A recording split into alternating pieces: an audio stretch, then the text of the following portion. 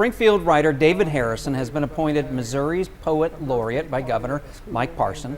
In his 6 decades of work, Harrison has published 106 books of poetry, fiction, and nonfiction, Danielle. He also served as jury's Poet Laureate from 1982 through last year.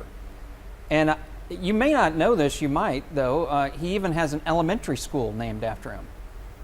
Yeah, which one is it? It's the David Harrison Elementary in Southwest Springfield. Well, there we go. Yeah. That's really incredible. Congratulations to him. What a career, what a life. Yeah, 100, what you said 106? 106 books. Books. That's probably almost more than I've read in my entire life.